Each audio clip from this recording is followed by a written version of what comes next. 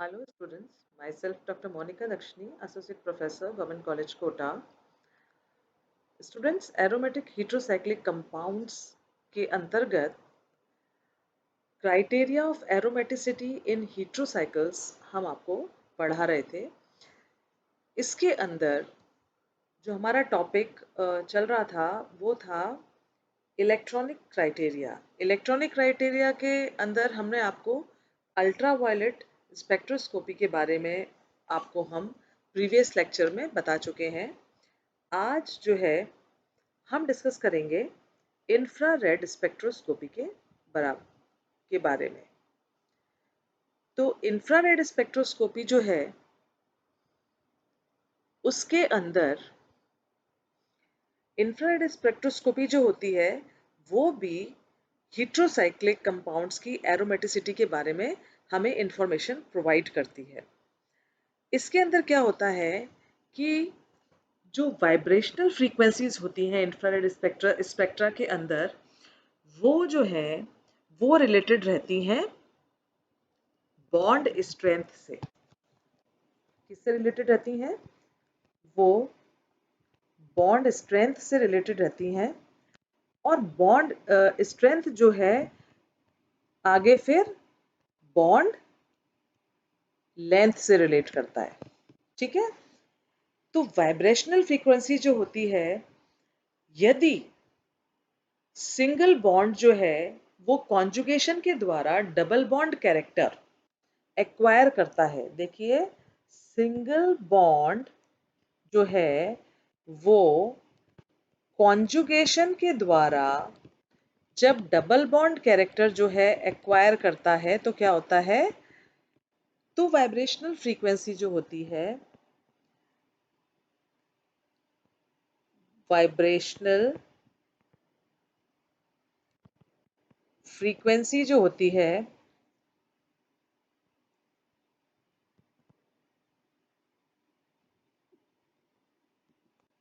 वो इंक्रीज हो जाती है।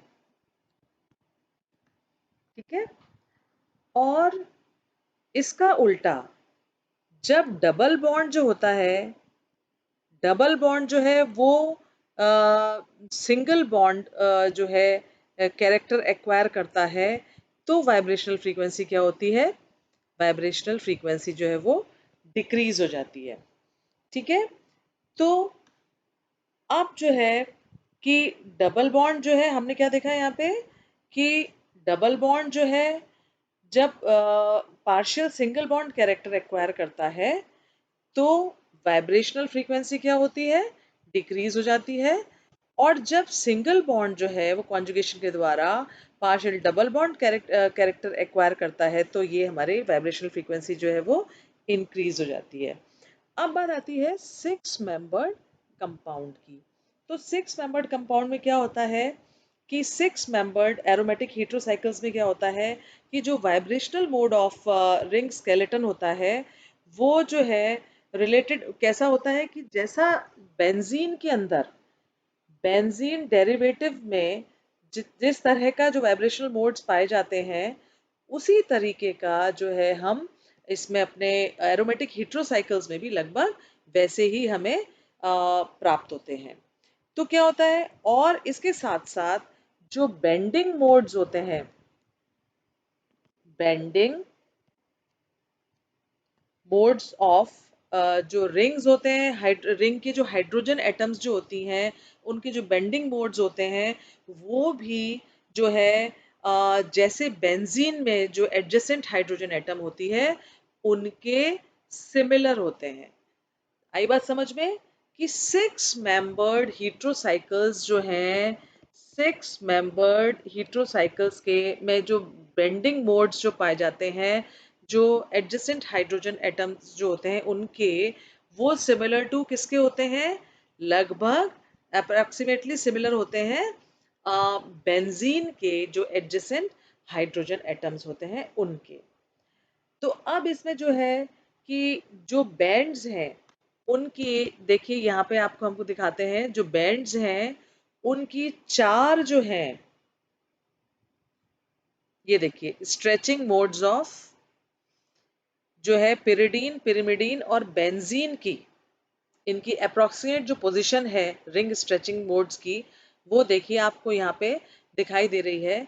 तो उसमें आपको यहाँ पे देख के, जैसे यहाँ पर आपने लिया है, एक तो मोनो सब्स्टिट्यूटेड बेंजीन ली है, दूसरी हमने पिरिडीन ली है और तीसरी हमने पिरिमिडीन ली है। तो इनमें जो है हम देखते हैं कि जो मोनो सब्स्टिट्यूटेड बेंजीन जो है उसमें जो है जो उसका जो रिंग स्ट्रेचिंग मोड्स जो है वो, और पिरिडीन और पिरिमिडीन में जो है उनमें हम देखते हैं कि बहुत ज़्यादा हमें डिफरेंस जो है वो दिखाई नहीं देता है। इसी तरह से इनके आप चारों में देख लीजिए, चार हैं इनकी, चार वैल्यूज़ हैं, तो उनमें आप देख लीजिए कि एक के अंदर आप देख लीजिए, अगर आप थोड़ा सा कंपेयर करेंगे तो आप देखेंगे कि जो है उनमें कोई बहुत अधिक आपको डिफरेंस दिखाई दे रहा है। इसी प्रकार आप इसमें देखिए, और इसी प्रकार सी में, और इसी प्रकार इनके डी में आप देख सकते हैं कि इनमें बहुत ज़्यादा कोई डिफरेंस आपको नजर नहीं आ रहा। अब बात आती है कि aromatic stretching frequency can be distinguished from the saturated CH absorption as it gives absorption above, ये 3000 सेंटीमीटर इनवर्स पे जो है ये एब्जॉर्प्शन शो करते हैं। इसी प्रकार CH बेंडिंग वाइब्रेशन, जो 6 मेंबर्ड हीट्रो एटम्स के अंदर, हीट्रोसाइकल्स के अंदर जो CH बेंडिंग वाइब्रेशन होता है, वो अगर इन प्लेन है तो इन प्लेन तो वो रहता है 1300 से 1000 सेंटीमीटर इनवर्स के रीजन में, और जब वो आउट ऑफ प्लेन होता है तो वो 700 से 1000 सेंटीमीटर इनवर्स के रीजन में पाया जाता है। ठीक है, तो ये तो आपकी इसकी बात हुई, इंफ्रारेड स्पेक्ट्रोस्कोपी की बात हुई।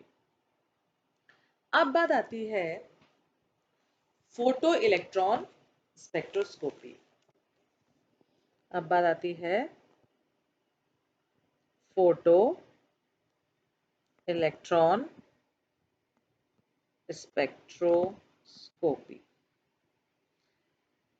तो फोटो इलेक्ट्रॉन स्पेक्ट्रोस्कोपी क्या होता है कि फोटो इलेक्ट्रॉन स्पेक्ट्रोस्कोपी किससे रिलेटेड होती है? वो जो ऑक्यूपाइड मॉलिक्यूलर ऑर्बिटल्स होते हैं उनमें से जब वो हाई एनर्जी के अल्ट्रावायलेट रेडिएशंस एब्जॉर्ब करते हैं, यानी हाई एनर्जी वाले यूवी रेडिएशंस जो हैं जब वो एब्जॉर्ब करते हैं तो इलेक्ट्रॉन का क्या होता है? इजेक्शन होता है। किसमें से? जो उनके ऑक्यूपाइड मॉलिक्यूलर ऑर्बिटल्स होते हैं उसमें से इलेक्ट्रॉन का इजेक्शन होता है। वो फोटो इलेक्ट्रॉन स्पेक्ट्रोस्कोपी जो है उसके द्वारा हम उसको मेजर कर सकते हैं। अब क्या है कि जो इलेक्टेड इलेक्ट्रॉन्स जो होते हैं उनकी एनर्जी को हम जो है मेजर कर सकते हैं। कैसे? कि जो जिस एनर्जी का रेडिएशन, जिस जिस एनर्जी का रेडिएशन हमने उसके ऊपर डाला है, और जो इजेक्टेड इलेक्ट्रॉन, यानी कि वो क्या होता है? इजेक्टेड इलेक्ट्रॉन जो जिस एनर्जी का इलेक्ट्रॉन इजेक्ट होता है, यानी जो आईपी होता है, आयनाइजेशन पोटेंशियल जो होता है, वो इलेक्ट्रॉन का आयनाइजेशन पोटेंशियल कहलाएगा, जिस एनर्जी से इलेक्ट्रॉन बाहर निकलेगा। तो वो जो डिफरेंस होता है उसको हम इस फोटो इलेक्ट्रॉन स्पेक्ट्रोस्कोपी के द्वारा हम मेजर कर सकते हैं।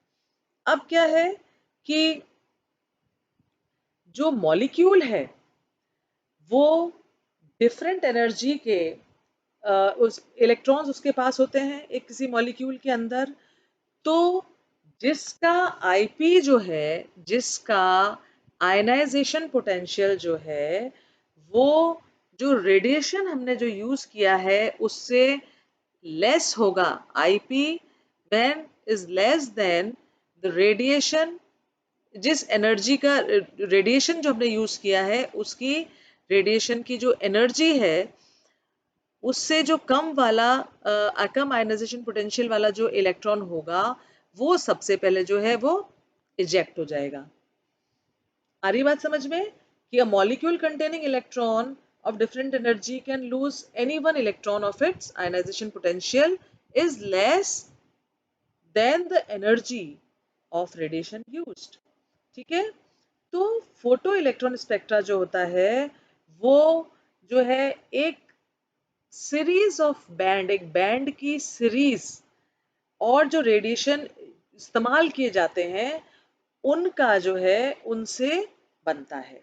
एक तो सीरीज ऑफ बैंड, और आपको क्या बात समझ में आ रही है इसमें कि जो एक ये जो फोटो इलेक्ट्रॉन जो स्पेक्ट्रा बनता है वो तो एक सीरीज ऑफ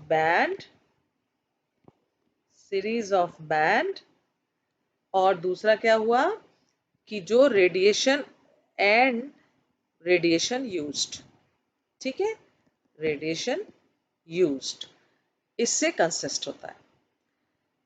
अब तो फोटो इलेक्ट्रॉन स्पेक्ट्रा जो है वो क्या करता है, हमें एक इंफॉर्मेशन प्रोवाइड करता है किसके बारे में, एक तो आइडेंटिफिकेशन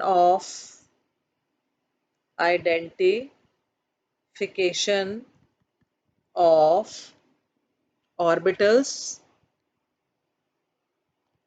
ऑफ डिफरेंट एनर्जीज के डिफरिंग एनर्जीज, ठीक है, from which electrons are rejected, जिनमें से कि इलेक्ट्रॉन निकलते हैं, उनके एक तो हमें उनके ऑर्बिटल जो डिफरेंट एनर्जी के ऑर्बिटल्स हैं उनके बारे में हमें इंफॉर्मेशन प्रोवाइड करता है। तो फोटो इलेक्ट्रॉन स्पेक्ट्रा जो है वो पाई बॉन्डिंग ऑर्बिटल्स के लेवल में जो चेंजेस होते हैं, ठीक है, सीरीज के अंदर एरोमेटिक हेटेरोसाइकल्स के अंदर, उनके बारे में हमें इंफॉर्मेशन प्रोवाइड करता है। अब यहाँ पर हम आपको एग्जाम्पल दिखाते हैं। देखिए ये जो है, सबसे पहले आप जो है ये देखिए कि ये पाई बॉन्डिंग इलेक्ट्रॉनिक स्ट्रक्चर है किसका, ये है पाई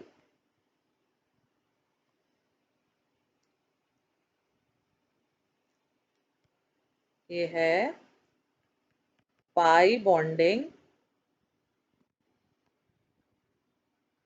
इलेक्ट्रॉनिक स्ट्रक्चर है किसका, बेंजीन का स्ट्रक्चर ऑफ, ये है बेंजीन, ये बेंजीन का स्ट्रक्चर है जिसके अंदर की जो कि जो है नीचे जो आप देख रहे हैं, ये देखिए इसको कंपेयर करिए, ये जो है ये पिरिडीन है, ये पिरिडीन का इलेक्ट्रॉनिक स्ट्रक्चर है, जो कि ये दोनों जो है एक दूसरे से काफी हद तक सिमिलर है।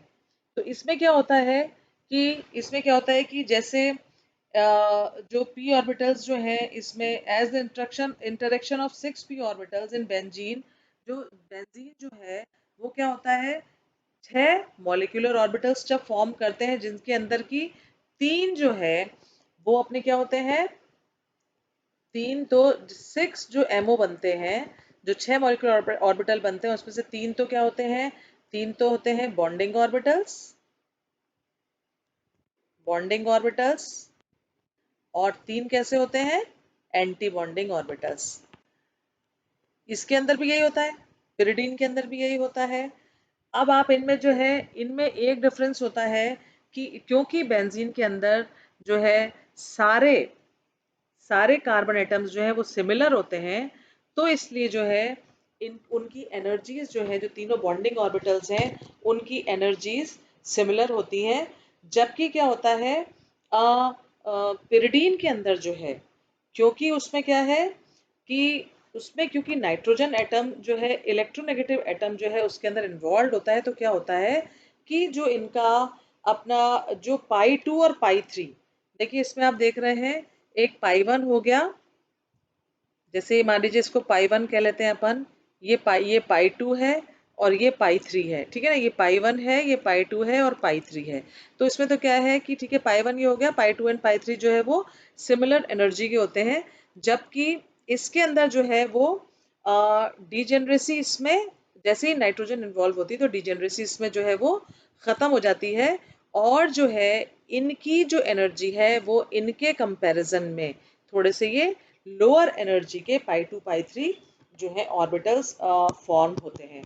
तो इसमें जो है the energy of pi 2 orbitals जो है वो किस पे डिपेंड करती है, electronegativity of hetero atom.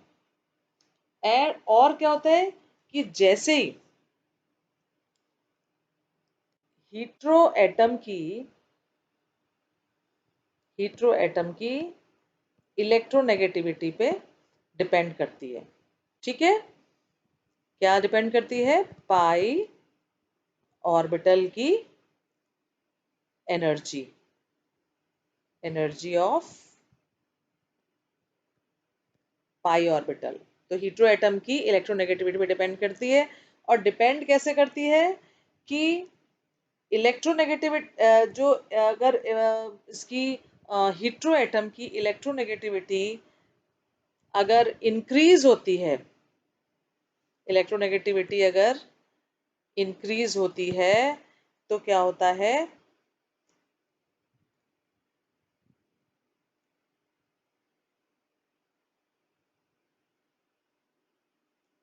Electronegativity,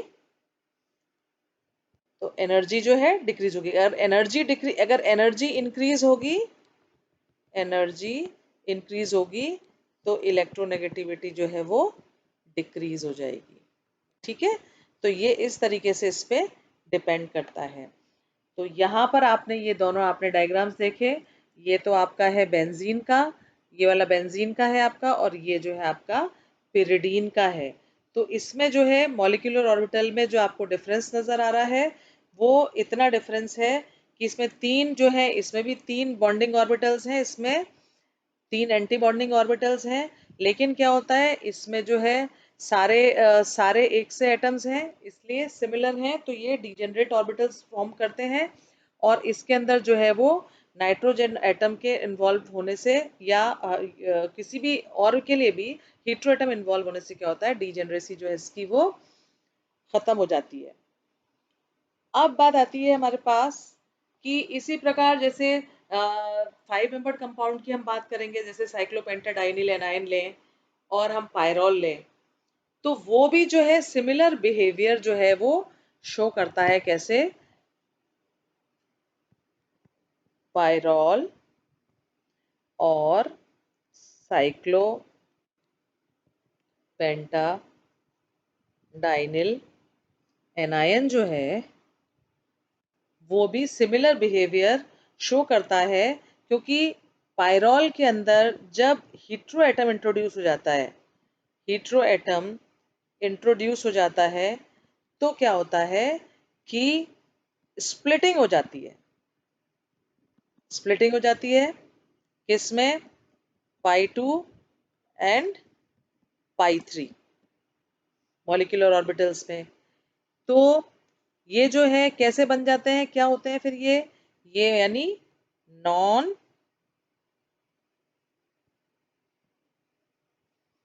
ये हो गए आपके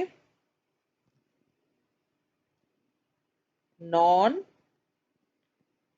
डीजेनरेट, नॉन डीजेनरेट ऑर्बिटल्स बने आपके।